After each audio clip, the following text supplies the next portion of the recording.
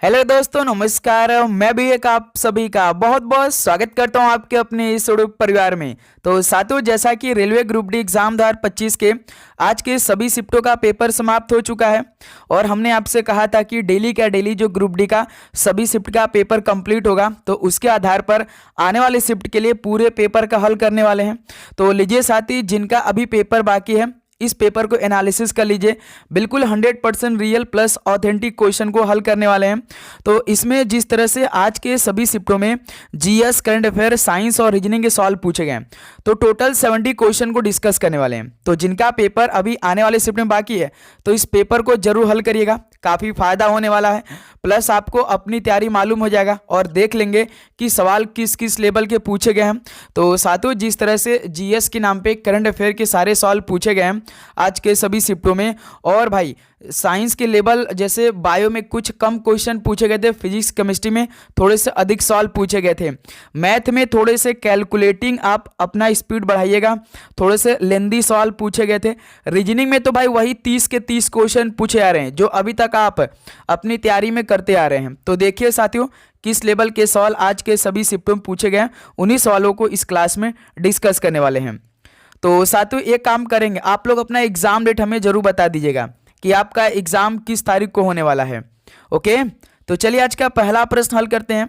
निम्नलिखित में से कौन सा भारत का सबसे पूर्वी अंतर्राष्ट्रीय सीमा बिंदु है? तो भारत का सबसे पूर्वी अंतर्राष्ट्रीय सीमा बिंदु कौन सा है? तो किबिथु है। तो पहले का सी ऑप्शन बिल्कुल राइट आंसर हो जाएंगे। अगला सवाल कॉल करिएगा, क्वेश्चन नंबर सेकेंड। 73वें संविधान संशोधन 1992 के प्रावधानों के अनुसार ग्राम सभा के सदस्यों की मीटिंग एक वर्ष में कितनी बार होनी चाहिए? तो 73वें संविधान संशोधन 1992 के प्रावधान के अनुसार ग्राम सभा के सदस्यों की मीटिंग एक वर्ष में लगभग कम से कम 2 बार होनी चाहिए। तो सी ऑप्शन बिल्कुल राइट आंसर हो जाएंगे। अगला सवाल कॉल करिएगा, क्वेश्चन नंबर थर्ड। जनवरी 2025 में किस महिला क्रिकेटर को बीसीसीआई द्वारा पाली उमरीगर पुरस्कार से सम्मानित किया गया? बताइए। तो जितने भी आज के 20 में से लगभग 14-15 क्वेश्चन करंट अफेयर को देखने को मिला था, तो 2025 के सवाल पूछे गए थे। बताइए, 2025 में किस महिला क्रिकेटर को बीसीसीआई द्वारा पाली उमरीगर पुरस्कार से सम्मानित किया गया? तो स्मृति मानधाना को। ऑप्शन ए बिल्कुल राइट आंसर हो जाएंगे। अगला सवाल कॉल करिएगा, क्वेश्चन नंबर 4।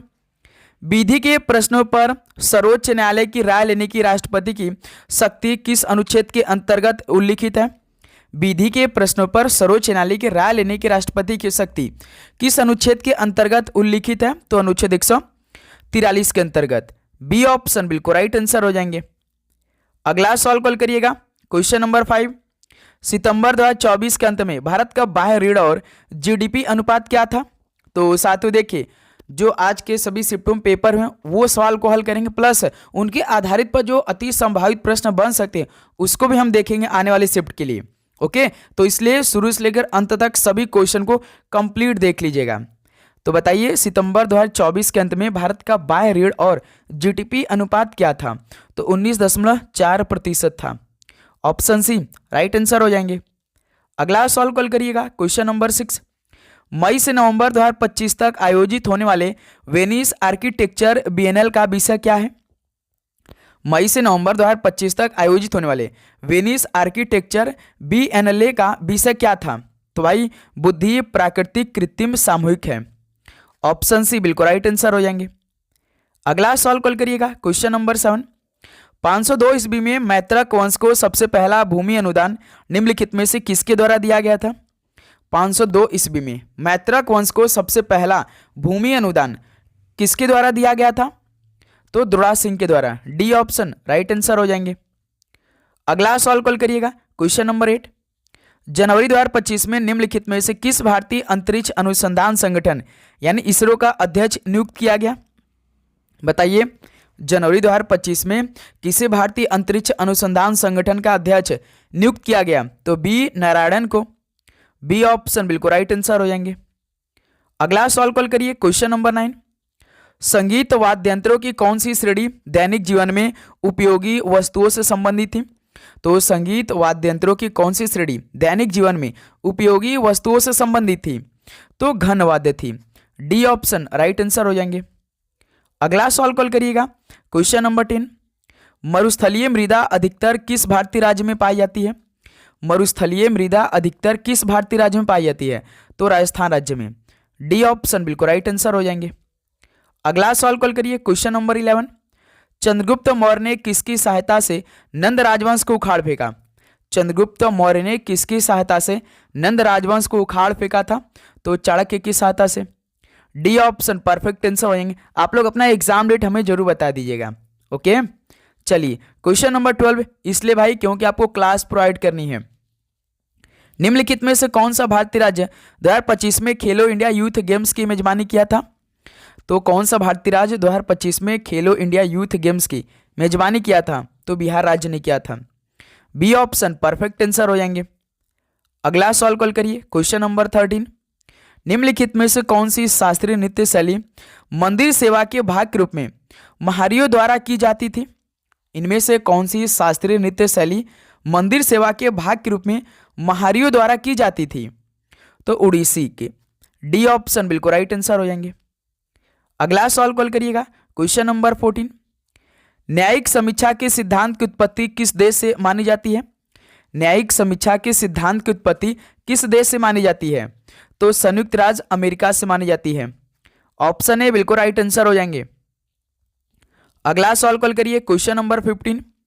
74वें संशोधन अधिनियम के माध्यम से भारत के संविधान में कौन सा प्रावधान पेश किया गया था? 74वें संशोधन अधिनियम के माध्यम से भारत के संविधान में कौन सा प्रावधान पेश किया गया था? तो भाई याद रखिए भाग 9A। Option C right answer हो जाएंगे।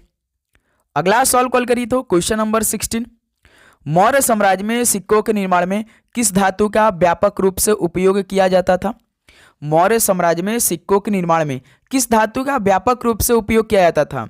तो चांदी का। ऑप्शन सी राइट आंसर हो जाएंगे। अगला सवाल कॉल करिए क्वेश्चन नंबर 17। अप्रैल 2025 के अनुसार भारतीय रिजर्व बैंक यानी आरबीआई द्वारा व्यक्तिगत व्यापारी भुगतान के लिए यूपीआई लेन देन सीमा में लचीलेपन की अनुमति दी गई है, जो 2 लाख से लेकर कितने लाख रुपए कर दी है? बताइए। अप्रैल 2025 के अनुसार भारतीय रिजर्व बैंक द्वारा व्यक्तिगत व्यापारी भुगतान के लिए जो यूपीआई लेन देन सीमा में लचीलेपन की अनुमति दी गई है, जो कि 2 लाख से लेकर लगभग 5 लाख तक की है। ऑप्शन सी राइट आंसर हो जाएंगे। अगला सवाल कॉल करिए क्वेश्चन नंबर 18। जनवरी 2025 में इसरो द्वारा लॉन्च किया गया कौन सा मिशन NVS-02 नेविगेशन उपग्रह को लेकर गया? तो 2025 में इसरो द्वारा लॉन्च किया गया कौन सा मिशन NVS-02 नेविगेशन उपग्रह को लेकर गया था? तो GSLV F-15 को लेकर गया था। ऑप्शन सी राइट आंसर हो जाएंगे। अगला सवाल कॉल करिएगा क्वेश्चन नंबर 19। निम्नलिखित में से कौन सी गुफाएं अपने ऊपर कोट किले के लिए प्रसिद्ध है? तो कौन सी गुफाएं अपने ऊपर कोट किले के लिए फेमस है? तो जूनागढ़ गुफाएं। डी ऑप्शन राइट आंसर हो जाएंगे। अगला सवाल कॉल करिएगा क्वेश्चन नंबर 20। ऑस्कर 2025 के लिए भारत की आधिकारिक प्रविष्टि के रूप में निम्नलिखित में से किस फिल्म को चुना गया था? तो साथियों ऑस्कर 2025 के लिए भारत की आधिकारिक प्रविष्टि के रूप में किस फिल्म को चुना गया था? तो लापता लेडीज को चुना गया था। डी ऑप्शन परफेक्ट आंसर हो जाएंगे। तो सभी से रिक्वेस्ट करेंगे आप चैनल को जरूर सब्सक्राइब कर लीजिएगा, क्योंकि भाई हमें पूरे शिफ्ट के आधार पर डेली का डेली हम आपको एक पूरे पेपर का हल करवाएंगे शाम को करीबन 6 से 7 के बीच में, तो आप नोटिफिकेशन को ऑन कर लीजिएगा।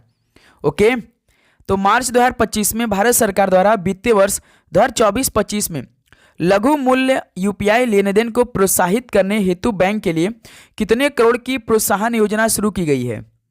तो याद रखिएगा ₹1500 करोड़ की प्रोत्साहन योजना शुरू की गई है। डी ऑप्शन परफेक्ट आंसर हो जाएंगे। अगला सवाल कॉल करिएगा क्वेश्चन नंबर 22। 14वें संशोधन अधिनियम 1962 के द्वारा भारत में किस केंद्र शासित प्रदेश को शामिल किया गया था? 74वें संशोधन अधिनियम 1962 के द्वारा तो किस भारतीय राज्य में यानी केंद्र शासित प्रदेशों को शामिल किया गया? तो पुदुचेरी को। ऑप्शन सी बिल्कुल राइट आंसर हो जाएंगे। चलिए अगला सवाल कॉल करिए क्वेश्चन नंबर 23। फरवरी 2025 में नए भारतीय वाणिज्य दूतावास का उद्घाटन करने के लिए पीएम मोदी और राष्ट्रपति मैक्रो किस शहर गए थे? बताइए। फरवरी 2025 में नए भारतीय वाणिज्य दूतावास का उद्घाटन करने के लिए पीएम मोदी और राष्ट्रपति मैक्रो किस शहर गए थे? तो भाई मार्सिले शहर गए थे। डी ऑप्शन राइट आंसर हो जाएंगे। अगला सवाल कॉल करिएगा, क्वेश्चन नंबर 24। अशोक के शिलालेख में धम्म मुख्यतः किसको संदर्भित करता है? तो साथियों अशोक के शिलालेख में जो धम्म है मुख्यतः ये नैतिक कानून को संदर्भित करता है। डी ऑप्शन राइट आंसर हो जाएंगे। अगला सवाल कॉल करिए 25 नंबर को। मार्च 2025 में किस शहर में भारत के पहले आयुध कारखाने की स्थापना के उपलक्ष्य में आयुध निर्माणी दिवस मनाया गया? बताइए, मार्च 2025 में किस शहर में भारत के पहले आयुध कारखाने की स्थापना के उपलक्ष्य में आयुध निर्माणी दिवस मनाया गया? तो भाई काशीपुर में। बी ऑप्शन परफेक्ट आंसर हो जाएंगे। अगला सवाल कॉल करिए, क्वेश्चन नंबर 26। इस सवाल का राइट आंसर बताइए। विश्व सतत विकास शिखर सम्मेलन 2025 की थीम क्या थी? बताइए, विश्व सतत विकास शिखर सम्मेलन 2025 की थीम क्या थी? तो सतत विकास और जलवायु समाधानों में तेजी लाने के लिए साझेदारी का थीम था। ऑप्शन सी राइट आंसर हो जाएंगे। अगला सवाल कॉल करिए, क्वेश्चन नंबर 27। निजीकरण 1991 की नई आर्थिक नीति का एक प्रमुख स्तंभ था, जो कि निम्नलिखित में से कौन सा निजीकरण का एक रूप नहीं है? निजीकरण 1991 की नई आर्थिक नीति का एक प्रमुख स्तंभ था, जो कि कौन सा निजीकरण का एक रूप नहीं है? तो भाई याद रखिएगा, संप्रभु ऋण नहीं है। डी ऑप्शन राइट आंसर हो जाएंगे। अगला सवाल कॉल करिए, क्वेश्चन नंबर 28। शीतकाल में भारत की जलवायु को प्रभावित करने वाली जूट धाराओं की सामान्य दिशा क्या होती है? शीतकाल में भारत की जलवायु को प्रभावित करने वाली जूट धाराओं की सामान्य दिशा क्या होती है? तो याद रखिए, पश्चिम से पूर्व होती है। ऑप्शन ए राइट आंसर हो जाएंगे। अगला सवाल कॉल करिए, क्वेश्चन नंबर 29। गद्दी नाटी निम्नलिखित में से किस राज्य का प्रसिद्ध लोक नृत्य है? गद्दी नाटी किस राज्य का प्रसिद्ध लोक नृत्य है? कुछ एक आध दो सवाल भाई स्टैटिक के भी आए थे पेपर में। हिमाचल प्रदेश की है। ओके, ध्यान रखिएगा। क्वेश्चन नंबर 30 देखिए। 2025 तक प्राप्त जानकारी के अनुसार कौन से भारतीय राज्य सिटी सीडीआरए परियोजना के अंतर्गत शामिल है? तो 2025 तक प्राप्त जानकारी के अनुसार कौन से भारतीय राज्य सिटी सीडीआरए परियोजना के अंतर्गत शामिल है? तो एक तो राजस्थान है, मध्य प्रदेश और एक महाराष्ट्र, ये तीनों राज्य हैं। डी ऑप्शन राइट आंसर हो जाएंगे। अगला सवाल कॉल करिए, क्वेश्चन नंबर 31। जब दूध को प्रबल ढंग से माथा जाता है तो उसमें से क्रीम किस कारण से अलग हो जाता है? तो साथियों, जब दूध को प्रबल ढंग से मथा जाता है तो उसमें से क्रीम किस कारण से अलग होता है? तो भाई अपकेंद्री बल के कारण है। ऑप्शन ए राइट आंसर हो जाएंगे। ओके, ध्यान दीजिएगा। चलिए, क्वेश्चन नंबर 32। निम्नलिखित में से क्या रैखिक बल के संरक्षण के आधार पर कार्य करता है? तो साथियों, हमने आपके लिए जो आरआरबी ग्रुप डी एग्जाम 2025 के नाम से एक अलग से प्लेलिस्ट बनाया है, तो उनमें जितने भी हम आपको क्लास दिए हैं भाई, सारे क्वेश्चन देख लीजिए इंटू 2 की स्पीड से। फटाफट सारे क्वेश्चन को देख कर ही अपने पेपर में बैठिएगा। बहुत आपको बेनिफिट मिलने वाला है सभी क्लास से। ओके, बताइए इनमें से क्या रैखिक बल के संरक्षण के आधार पर कार्य करता है? तो भाई याद रखिएगा, जेट करता है। ऑप्शन सी राइट आंसर हो जाएंगे। अगला सवाल कॉल करिए, क्वेश्चन नंबर 33। पृथ्वी के गुरुत्वाकर्षण का कितना भाग चंद्रमा के गुरुत्वाकर्षण के सबसे नजदीक है? तो हमने आपको इस पे एक सवाल भी कराया था, तो 1/6 भाग होता है। ऑप्शन सी बिल्कुल राइट आंसर हो जाएंगे। अगला सवाल कॉल करिए, क्वेश्चन नंबर 34। एक कोण का द्रव्यमान यम है तथा संवेग पी है यानी मोमेंटम, तो इसकी गतिज ऊर्जा क्या होती है भाई? तो याद रखिएगा, p² 2m होती है। ओके, यानी p² 2m। डी ऑप्शन देखिए बिल्कुल राइट आंसर हो जाएंगे। ओके, चलिए क्वेश्चन नंबर 35 कॉल करिए। साबुन को जल में घोलने पर पृष्ठ तनाव में क्या होता है? साबुन को जल में घोलने पर पृष्ठ तनाव जो होता है वो घट जाता है यानी डिक्रीज कर जाता है। ऑप्शन है बिल्कुल राइट आंसर हो जाएंगे। अगला सवाल कॉल करिए, क्वेश्चन नंबर 36। द्रव चालित ब्रेक किसके नियमों पर कार्य करता है? द्रव चालित ब्रेक किसके नियम पर कार्य करता है? तो भाई पास्कल के नियम पे कार्य करता है। ऑप्शन है बिल्कुल राइट आंसर हो जाएंगे। चलिए दोस्त, अगला सवाल कॉल करिए, क्वेश्चन नंबर 37। निम्नलिखित में से किसका इकाई न्यूटन मीटर नहीं है? भाई बल की तो भाई केवल न्यूटन होता है, इसका न्यूटन मीटर नहीं होता है, तो यही पहला ऑप्शन हो जाएगा बल। तो ऑप्शन बिल्कुल राइट आंसर हो जाएंगे, ध्यान रखिएगा। चलिए दोस्त अगला सवाल कॉल करिए, क्वेश्चन नंबर 38। यदि पिंडों के मध्य दूरी को दोगुना बढ़ा दिया जाए तो उनके बीच गुरुत्वीय बल क्या होगा? यदि पिंडों के मध्य दूरी को दोगुना बढ़ा दिया जाए तो उनके बीच गुरुत्वीय बल क्या होगा? तो 4 गुना घट जाएगा। ऑप्शन है बिल्कुल राइट आंसर हो जाएंगे। अगला सवाल कॉल करिए, क्वेश्चन नंबर 39। ताप युग्म तापमापी किस सिद्धांत पर आधारित है? ताप युग्म तापमापी किस सिद्धांत पर आधारित है? तो सीबेक के प्रभाव पर आधारित है। ऑप्शन है बिल्कुल राइट आंसर हो जाएंगे। चलिए दोस्त अगला सवाल कॉल करिए, क्वेश्चन नंबर 40। फ़ारेनहाइट माप क्रम पर सामान्य वायुमंडलीय दाब पर उबलते पानी का ताप कितने डिग्री फ़ारेनहाइट होता है? तो साथियों फ़ारेनहाइट माप क्रम पर सामान्य वायुमंडलीय दाब पर उबलते पानी का ताप कितना होता है? तो 212 डिग्री फ़ारेनहाइट होता है। डी ऑप्शन राइट आंसर हो जाएंगे। अगला सवाल कॉल करिए, क्वेश्चन नंबर 41। स्टीफन का विकिरण नियम किससे संबंधित है? स्टीफन का विकिरण नियम, तो भाई ये तो E अनुपात T4 के बराबर है, यानी सी ऑप्शन इस सवाल का राइट आंसर होगा। अगला सवाल कॉल करिए, क्वेश्चन नंबर 42। किसी ठोस पदार्थ के एकांक द्रव्यमान को उसके गलनांक पर ठोस से द्रव में बदलने के लिए आवश्यक ऊष्मा को क्या कहते हैं?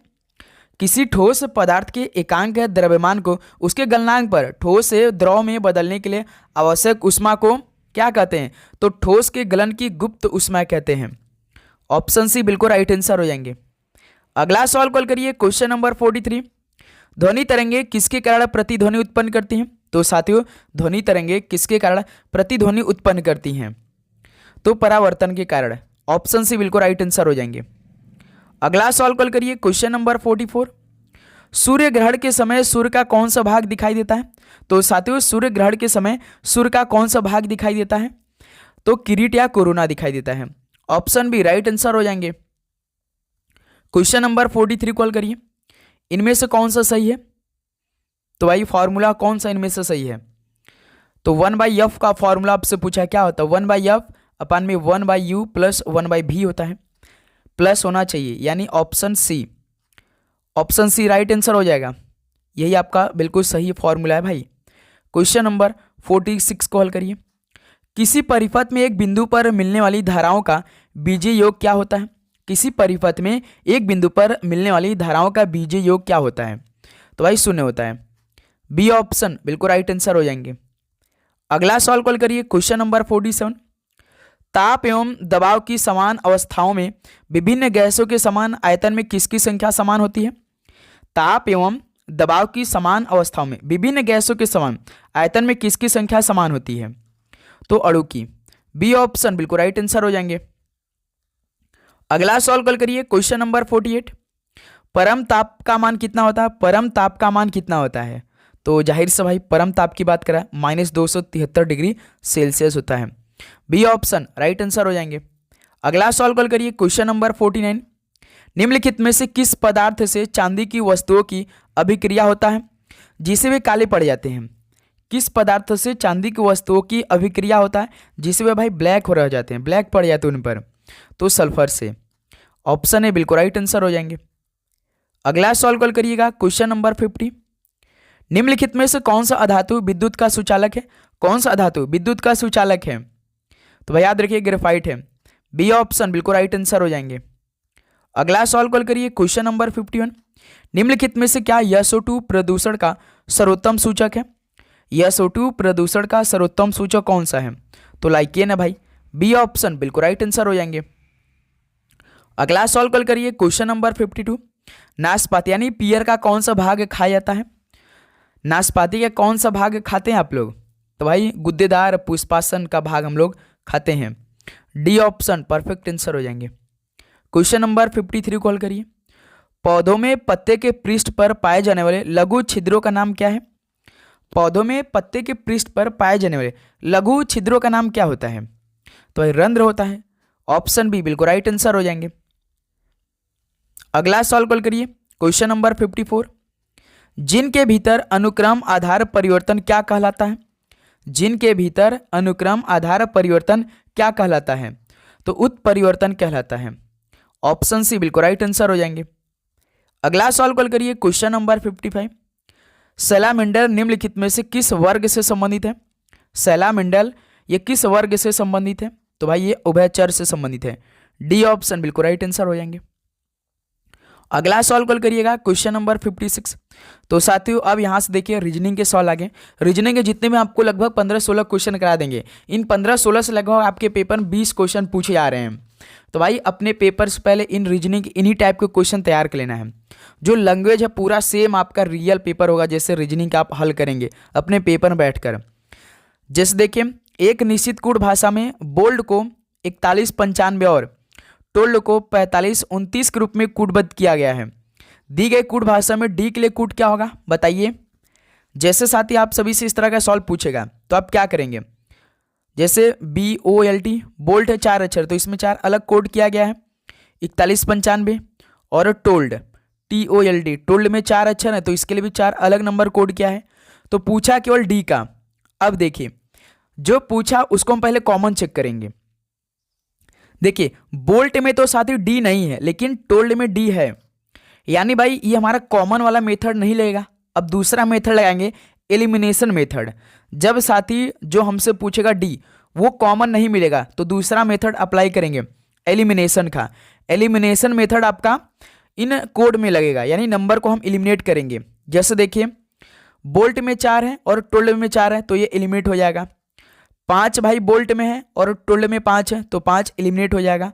फिर देखिए 9 बोल्ट में है और टोल्ड में 9 है, एलिमिनेट हो गया। अब देखिए टोल्ड में केवल 2 बच रहा है, बोल्ट में 1 बच रहा है, जिसमें भाई जो पूछ रहेगा जिसमें रहेगा वही आंसर हो जाएगा। यानी डी देखिए टोल्ड में है, यानी जो बचा है वही कोड हो जाएगा। डी का कोड क्या हो जाएगा 2 हो जाएगा, यानी इस सवाल का सी ऑप्शन बिल्कुल राइट आंसर हो जाएगा।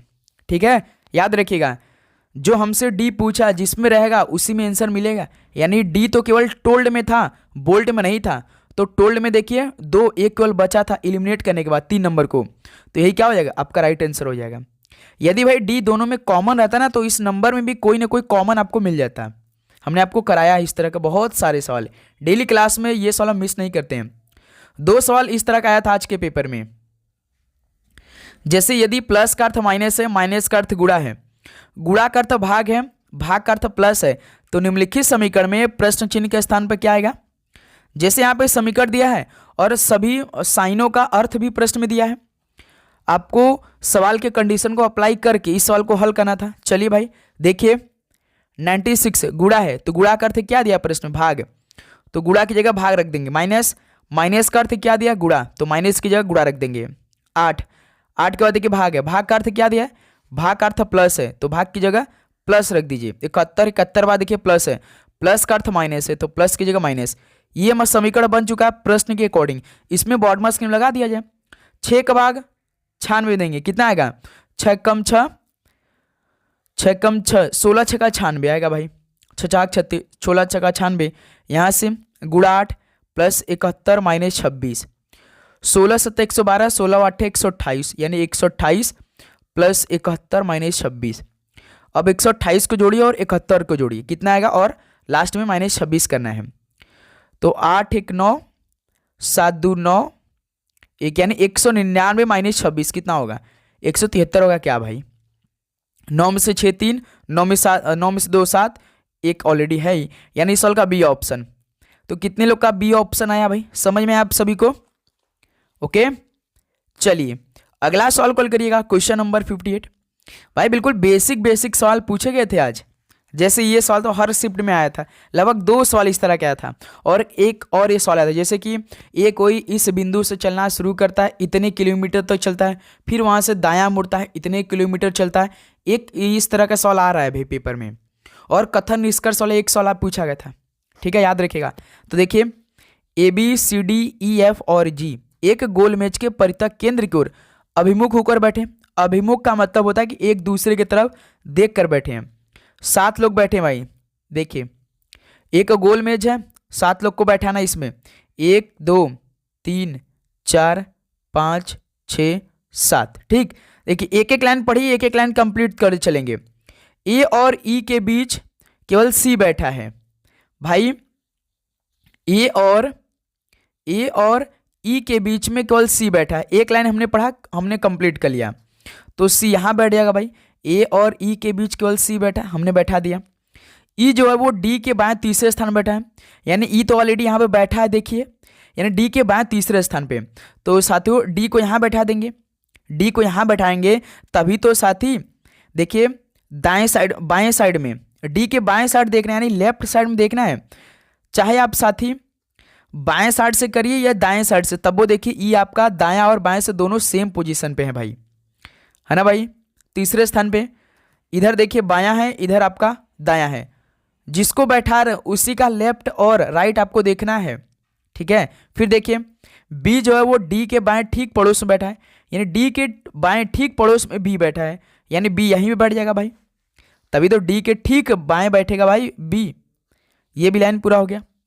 जी जो है वो ई का निकटतम पड़ोसी नहीं है, यानी ई का निकटतम पड़ोसी जी नहीं है, यानी जी यहाँ बैठ जाएगा भाई। यदि हम जी को यहाँ बैठाएंगे भाई ये एक दूसरे के तो निकटतम पड़ोसी हो जाएगा, लेकिन सवाल बोला है कि जी जो है वो ई का निकटतम पड़ोसी नहीं होना चाहिए। अब देखिए केवल एक बचा है, कौन नहीं बैठा है, यफ नहीं बैठा है, तो यफ यहाँ बैठा दीजिए, बस सवाल बन गया। सवाल क्या पूछा है, सी के दाएं गिनने पर सी और जी के बीच में, सी के दाएं गिनने पर यानी राइट साइड में इधर से गिनने पर, सी भाई एक दूसरे की तरफ देख रहे हैं इधर, तो राइट साइड इधर होगा सी का। सी के दाएं गिने पर सी और जी के बीच में कितने व्यक्ति, देखिए सी यहाँ है, जी यहाँ है, इनके बीच में 4 लोग व्यक्ति बैठे हैं, एक ई बैठा है, एक यफ बैठा है, एक बी बैठा है, एक डी बैठा है, यानी 4 लोग बैठे हैं भाई, यानी पहला ऑप्शन इस सवाल का राइट आंसर हो जाएगा। क्यों साथी बताइए, समझ में आप सभी को? ओके, एक एक लाइन बस आपको पढ़ना है भाई, एक एक लाइन कंप्लीट करते चलना है ये गोल मेज में, ठीक है। चलिए अगला सवाल कॉल करिए दोस्त, क्वेश्चन नंबर 59। देखिए 2 सवाल आया था भाई श्रृंखला वाला नंबर का। दी गई श्रृंखला में प्रश्न चिन्ह के स्थान पर क्या आना चाहिए, हल करिए। 7, 9, 13, 21, 37 नंबरों का श्रृंखला बढ़ रहा है, यानी कुछ ना कुछ ऐड किया है। 7 से 9 प्लस 2, 9 से 13 प्लस 4, 13 से 21 प्लस 8, 21 से 37 प्लस 16, 2 का दुगना 4, 4 का दुगना 8, 8 का दुगना 16, तो इसी प्रकार 16 का दुगना करके हम करेंगे, 16 का दुगना 32, 32 और 37 कितना होगा, 7 2 9 3 3 6 यानी 69 होगा, यानी इस क्वेश्चन मार्क का हमारा आंसर कितना होगा, 69 होगा, जो कि सी ऑप्शन राइट आंसर हो जाएंगे। ओके, चलिए अगला सवाल कॉल करिएगा, क्वेश्चन नंबर 60। भाई जैसे एनटीपीसी का एग्जाम 2025 में हुआ था ना, सेम वही सारे रीजनिंग के लग रहा है सवाल उठ के पेपर में आ रहे हैं। एक ये भी सवाल आया था, हमने आपको कराया कि नहीं, यदि आपने मेरा क्लास लिया होगा डेली, तो भाई डेली क्लास में ये सवाल हमने ऐड कर रहा था कि पेपर में आएगा। आपको क्या करना था, जैसे ये हैशटैग अनुपात भी यक्स भी दिया है, फिर उसका डबल अनुपात GIM अनुपात परसेंटेज, तो ये ऑप्शन की मदद लेकर आपको दोनों अनुपात के अगल बगल को बराबर करना होगा, बस यही। देखिए जैसे पहला ऑप्शन को हम उठा रहे हैं, हैशटैग की जगह हम रखेंगे SEY, इसका रिलेशन बनाएंगे VXB से। देखिए पहला ऑप्शन को उठा रहे हैं भाई, हम इस हैशटैग की जगह रख रहे हैं SEY, इसका रिलेशन बनाएंगे VXB से। यस होता 19, B होता 22, E होता 5, X होता 24, Y होता 25, B होता 2। देखिए 19 से 22 प्लस 3 हुआ है, फिर यहाँ पे E 5, X होता है यहाँ पे 24, X होता है यहाँ पे मेरे दोस्त 24 होता है। यहाँ पे कुछ न कुछ भाई मिस्टेक हो रहा है, नहीं कुछ तो मिस्टेक नहीं हो रहा है भाई। फिर देखिए उसके बाद E से 24 हो रहा है, यानी यहाँ पे कितने का माइनस हो रहा है भाई, यहाँ पे तो देखिए 5 से 24 बन रहा है, यानी प्लस 19 का हो रहा है भाई।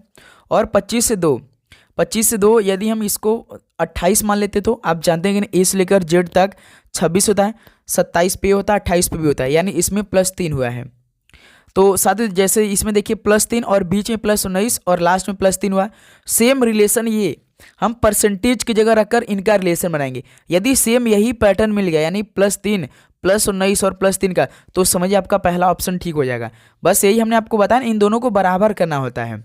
जो पहला हैशटैग की जगह रखने से रिलेशन मिल गया, वही आपको परसेंटेज की जगह रखकर सेम रिलेशन बनाना होता है। चलिए भाई देखते हैं, जैसे अब दूसरे का रिलेशन बनाएंगे GIM, इसका रिलेशन बनाएंगे परसेंटेज की जगह रखकर JLP से। जैसे G होता है 7, J होता है 10, भाई देखिए इसमें तो प्लस 3 हो गया, I होता है 9, L होता 12, इसमें तो भाई प्लस 3 हो गया बीच में, उसमें +19 हुआ था बीच में, यानी पहला ऑप्शन मैच नहीं करेगा। अब फिर से देखिए ऑप्शन बी को उठाएंगे, इस बार यस यू और वाई का रिलेशन बनाएंगे भी एक्स बी से। ऐसे करके सभी को आपको चेक करना पड़ेगा और देखना पड़ेगा किन में बराबर आ रहे हैं हैशटैग और परसेंटेज को रखने पर। यस होता 19 और उसके बाद भी होता 22, यू होता 21, यक्स होता 24, वाई होता 25, बी होता 2। देखिए 19 से 22 +3, 21 से 24 +3। अब देखिए 25 में 3 जोड़ेंगे तो 28, 28 पे कौन आता है, बी आता है, 27 पे 28 पे बी, यानी इसमें तो भाई देखिए +3 करके रिलेशन बना है। अब देखिए GIM का रिलेशन अब हम परसेंटेज की जगह रखकर ऑप्शन बी से हल करेंगे। देखिए ऑप्शन बी को हमने उठाया था भाई, GIM, इसका रिलेशन बनाएंगे JLP से। तो जैसे G होता 7, J होता 10, इसमें +3 हुआ है, I होता 9, L होता 12, देखिए इसमें +3 हुआ है, M 13, P 16, इसमें +3 हुआ है। देखिए यानी बी ऑप्शन बिल्कुल राइट आंसर है। दोनों बगल +3 का अनुपात मिल गया कि नहीं भाई, बताइए, दोनों बगल +3 का रिलेशन मिल गया। हमने आपको बताया था कि अनुपात किस बगल को बराबर करना पड़ेगा, अनुपात के इस बगल का, दोनों को बराबर करना पड़ेगा। तो इस तरह से बी ऑप्शन राइट आंसर हो जाएंगे। अगला सवाल कॉल करिए दोस्त, क्वेश्चन नंबर 61। अंग्रेजी वर्णमाला क्रम के आधार पर दी गई श्रृंखला में प्रश्न चिन्ह के स्थान पर क्या आना चाहिए। 2 सवाल पूछे गए भाई, तो इस सवाल का राइट आंसर बताइए। PIL, NGJ, LEH, JCF, question mark क्या आएगा। अब ऑप्शन देखिए, सभी तो पहला ऑप्शन में भाई, option B, option C, D में पहले तो यच से शुरू किया है, तो हम पहला अक्षर को चेक नहीं करेंगे। यदि आप पहले अक्षर का रिलेशन बनाएंगे तो भाई मिला जुला कर आपका यच आएगा, क्योंकि यच से सभी ऑप्शन शुरू हुआ है। क्यों ना साथ ही हम लोग दूसरे अक्षर को चेक कर लेते हैं। देखिए IGEC का रिलेशन बनाते हैं, IGE और सी का रिलेशन। जैसे I होता 9, G होता 7, E होता 5, C होता 3। देखिए 9 से 7 -2 हुआ है, 7 से 5 -2, 5 से 3 -2, यानी इसमें हम कर देंगे 3 में -2, तो क्या हो जाएगा, 1 हो जाएगा। 1 पे कौन आता है, ए आता है, यानी भाई एच ए हमारा आंसर होगा, एच ए। देखिए या तो बी होगा आंसर या तो सी हो जाएगा, क्योंकि देखिए बीच में ए आ रहा है, क्योंकि हमने जब दूसरे अक्षर को चेक किया तो हमारा ए मिला है ना भाई। अब हम लोग ऑप्शन तीसरे को चेक करेंगे तो मालूम हो जाएगा, या तो डी आ जाएगा या तो ई आ जाएगा, आंसर मिल जाएगा हमें। चलिए देखिए तीसरे अक्षर को चेक करिए, यल का जे से बनाइए, जे से एच से एफ बनाइए। यल जे लास्ट अक्षर का रिलेशन बना रहे हैं, एच उसके बाद एफ। यल होता है 12, जे होता है 10, एच होता 8, एफ होता 6। भाई देखिए 12, 10, 8, 6 यानी -2 तो हुआ है भाई, यानी 6 में से 2 को घटा देंगे, 4, 4 पे डी, एच ए डी यानी हेड हो जाएगा भाई। तो इस क्वेश्चन मार्क कीजिएगा, हमारा एच ओ डी बिल्कुल राइट आंसर हो जाएगा। सिंपल सा भाई, ओके। चलिए अगला सवाल को देखते हैं, क्या पूछा था भाई, क्वेश्चन नंबर 62। एक ये सवाल भी आ रहे हैं पेपर में। यह प्रश्न नीचे दिए गए 5 3 अंकीय संख्याओं पर आधारित है। भाई 2 सवाल पूछ रहे हैं इस तरह का। तो जैसे देखिए यहाँ पे 3 अंक का 5 अंक दिया गया है, 143, 656, 6 से 51, 264, 282। सवाल क्या पूछा मेन इसमें कि सवाल क्या पूछा, यदि सबसे बड़ी संख्या के पहले अंक को सबसे छोटी संख्या के तीसरे अंक से घटाया जाए तो परिणाम कितना होगा। यानी भाई सबसे पहला बड़ा संख्या निकाली, इसमें कौन सा 656, सबसे छोटी संख्या निकाली 143। सवाल बोला है ना कि सबसे बड़ी संख्या के पहले अंक को सबसे छोटी संख्या के तीसरे अंक से घटाना है, यानी सबसे छोटी संख्या के तीसरे अंक से सबसे बड़ी वाली संख्या के पहले अंक को घटाना है। तो सबसे छोटी संख्या का 143 है, तो इसका तीसरा अंक देखिए 3 है, 3 है, इसमें से सबसे बड़ी वाली संख्या के पहले अंक को घटाना है, यानी 6 को घटाना है। भाई सबसे बड़ी संख्या तो 656 है, तो सबसे छोटी वाले में से सबसे बड़ी वाले में को घटाना है, यानी 3 में से आपको 6 घटाना है, तो कितना आएगा -3 आ जाएगा, यानी सॉल्व का बी ऑप्शन राइट आंसर हो जाएंगे। बताइए समझ में आप सभी को, बिल्कुल। चलिए देखिए अगला सवाल क्या पूछा था भाई, क्वेश्चन नंबर 63। अंग्रेजी वर्णमाला क्रम के आधार पर निम्नलिखित 4 अक्षर समूह दिए गए हैं, इनमें से एक निश्चित तरीके समान है और एक अलग, वही अलग बताइए कौन सा है। क्या करेंगे आप, हर एक अक्षर में क्या करिए, कोड करिए हर एक ऑप्शन में। जैसे GID, जी होता है 7, आई होता है 9, डी होता है 4, 7 से 9 +2 है, 9 से 4 यानी इसमें -5 हो गया है। फिर देखिए ऑप्शन बी, यम होता 13, ओ होता 15, इसमें +2 हुआ है। फिर जे होता 10, देखिए 15 से 10 यानी इसमें भाई -5 हो गया है। ठीक, उसका देखिए ऑप्शन सी, के एम जी, के होता 11, यम होता 13, जी होता 7, 11 से 13 +2 हुआ है। फिर 13 से 7 हो गया भाई, यानी 13 में से और -6 कर दिया, यानी यही ऑप्शन सी अलग हो जाएगा भाई। ऑप्शन सी बिल्कुल कन्फर्म हो जाएगा क्योंकि 2 मिल चुके हैं, -5 -5, यानी ऑप्शन सी बिल्कुल राइट आंसर होगा। इसको भी IKF चेक करेंगे तो +2 -5 का रिलेशन मिलेगा, यानी इसमें कौन सा अलग है, KMG अलग है भाई। ऑप्शन सी बिल्कुल राइट आंसर हो जाएंगे। ओके, चलिए दोस्त अगला सॉल्व कॉल करिए। तो क्वेश्चन नंबर 64, इसका रिलेशन बनाइए। ये भी सॉल्व हर शिफ्ट में आ रहे हैं भाई, 2-2 का पेयर दे रहा है। जैसे उस युग्म का चयन करें जो नीचे दिए गए युग्मों के समान पैटर्न का अनुसरण करता है। दोनों युग्म समान पैटर्न का अनुसरण करते हैं, यानी इन दोनों का रिलेशन आपको चेक करना है। जो रिलेशन मिलेगा यही सेम टू सेम ऑप्शन में भी चेक करना है। चलिए भाई चेक कर लेते हैं। KNR, इसका रिलेशन पहले HKS बनाएंगे।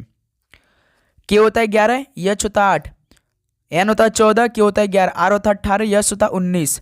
देखिए 11 से 8 -3, 14 से 11 -3, 18 से 19 +1, यानी इसमें -3 -1 +1 का रिलेशन लगा है। तो भाई पहले में तो -3 -3 +1 का रिलेशन लगा है। दूसरे का चेक करते हैं, TGK, इसका रिलेशन QDL।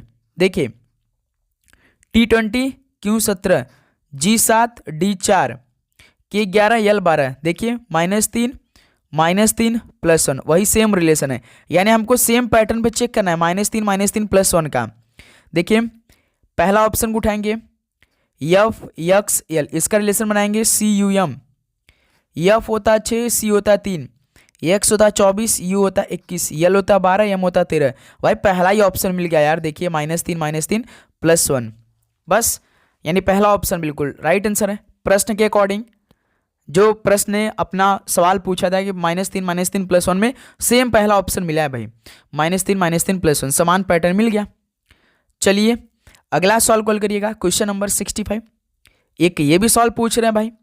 अंग्रेजी वर्णमाला क्रम के आधार पर एक निश्चित तरीके से GCKH का संबंध EAIF से है, तो इसी प्रकार JFNK का संबंध HDLI से है। तो समांतर का अनुसरण करते हुए MIQN का संबंध दिए गए विकल्पों में से किससे है, बताइए। जैसे GCKH का रिलेशन किससे भाई, EAIF से। तो पहला हम इनका कोड करके हल कर लेते तुरंत, टाइम वेस्ट नहीं करेंगे। G होता है 7, E होता है 5, C होता है 3, A होता है 1, K होता है 11, I होता है 9, H होता है 8, F होता है 6। 7 से 5 -2, 3 से 1 -2, 11 से 9 -2, 8 से 6 -2, इसमें तो भाई -2 -2 है। तो पूछा किसका है, पूरा मत हल करिए, एक को हल करिए, आपको मालूम होगा तुरंत दूसरे को हल कर लीजिए, आंसर आपका मिल जाएगा। जो आपसे पूछा है MIQN हमसे पूछा है, MIQN, M होता 13, I होता 9, Q होता 17, N होता 14, -2 कर दीजिए। 13 में से 2 घटाएंगे 11, 11 पर K आता है। 9 में से 2 घटाएंगे 7, 7 पे G। KG देखिए किस ऑप्शन में है, दोनों में देखिए, या तो ऑप्शन में A मिलेगा या तो D मिलेगा। 17 में से 2 घटाएंगे तो 15, 15 पे KGO, KGO देखिए D ऑप्शन, D ऑप्शन बिल्कुल राइट आंसर है। 14 में से 2 घटाएंगे 12, 12 पे कौन आता है, L आता है, बस सिंपल सा। तो D ऑप्शन इस सॉल्व का राइट आंसर है, यानी MIQN का संबंध दिए गए विकल्पों में से किससे होगा, तो KGOL से। -2 का रिलेशन लगाया भाई इसमें, तो समझ में आया। आगे बढ़ा जाए। चलिए दोस्त अगला सॉल्व कॉल करिएगा।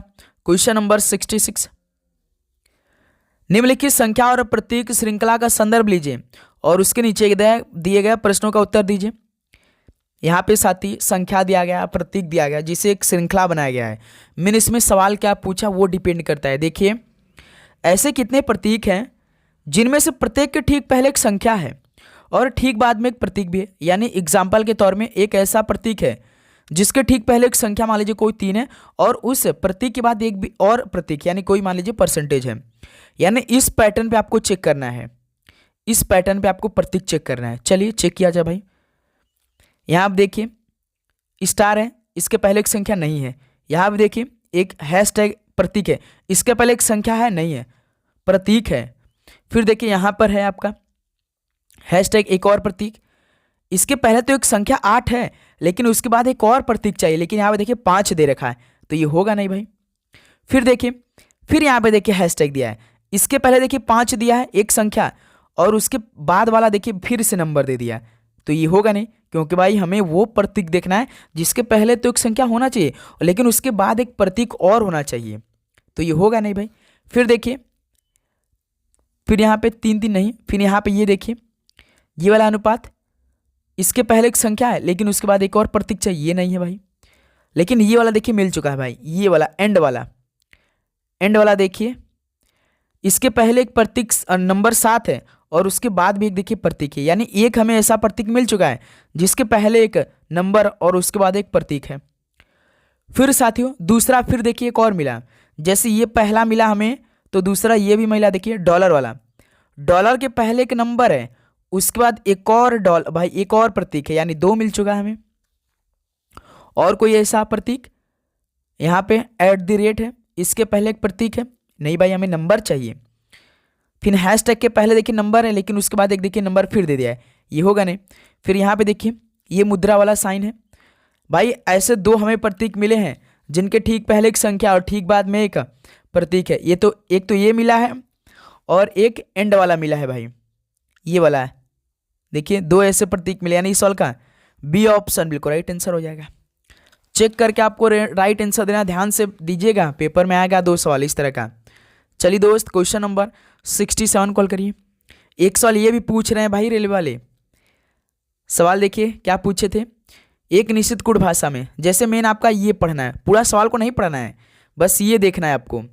ये जो आप सभी से पूछा है सवाल, क्या पूछा, पी का टी से क्या संबंध है, यानी पी का टी से क्या संबंध है। अब देखिए इस सवाल को कैसे हल करेंगे आप लोग, जैसे पी है, यहाँ पे क्यू है, तो यहाँ देखिए ये भाग का अर्थ प्रश्न में देखिए क्या दिया है, भाग का अर्थ देखिए लास्ट लाइन में, ए भाग बी का अर्थ है कि बी का पिता ए है, यानी क्यू का पिता कौन हो जाएगा, पी हो जाएगा, इसको लिख लीजिए।